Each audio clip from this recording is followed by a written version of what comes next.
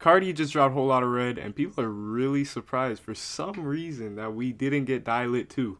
Instead, Carti took the biggest leap in his career and dropped Whole Lotta Red, which it's gotten a lot of mixed reviews. 24 tracks, which is nothing new from Carti, as Die Lit had 19, so we're definitely used to these long, bloated albums that need to desperately be trimmed.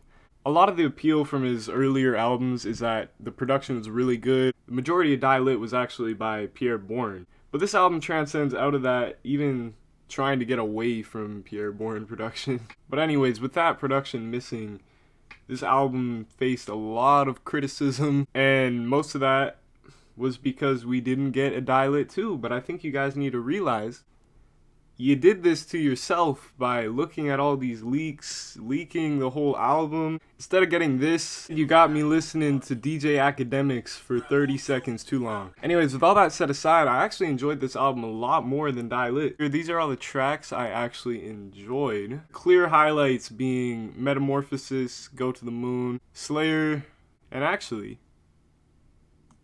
I'm gonna give it like to Teen X. But anyways, let's get into how this album triggered so many Die Lit 2 fans across the globe. For the first 9 songs on this album, it's very rare to actually hear the infant voice, which apparently scared a lot of the fans away.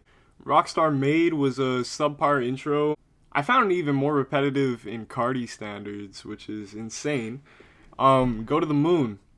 Of course, everyone's in love with Kanye's verse. I thought it was good. I thought it's promising that maybe his next album will actually be secular.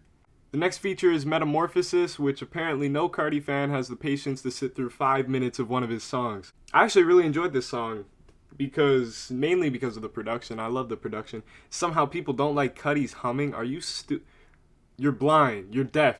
Cuddy's humming on that beat made this song the second most listened to song on the whole album. And it's because it's so goddamn good.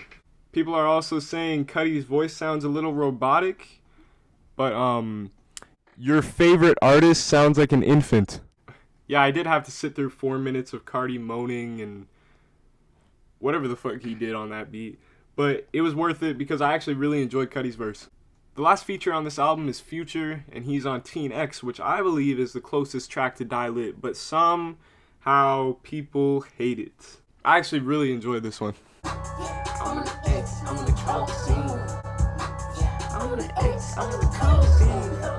Anyways, yeah, 3 features is a big change from Die Lit, which is also a reason why people don't like this album, because it's not filled with features.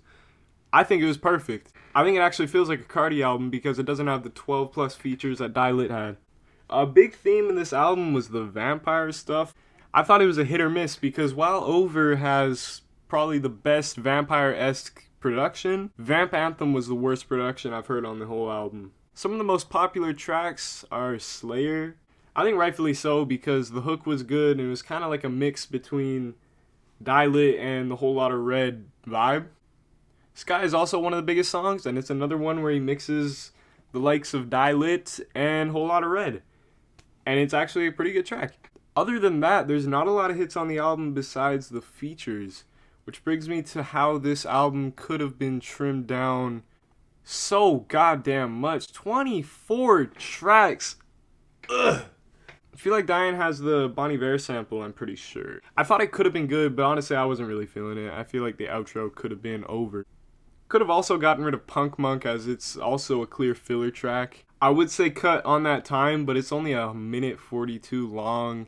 And I mean, it's kind of enjoyable. King Vamp is one of the worst songs on the album, but I feel like you gotta keep it to support this vampire aesthetic that he was going for. I take that back about Vamp Anthem being the worst song on the album because I just forgot that Jump Out the House existed. I'm all for repetitive music, but this was just mind-numbing, headache-inducing, boring.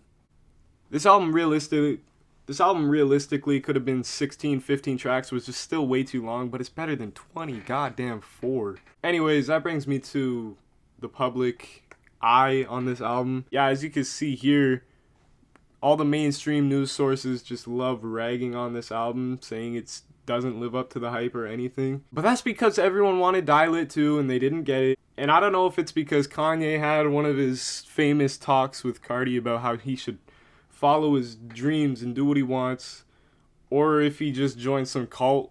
But it's so obvious that it's because all the fans leaked his music. I also know Pitchfork apparently gave him a really good review. 8.3. I was going to give this a positive review.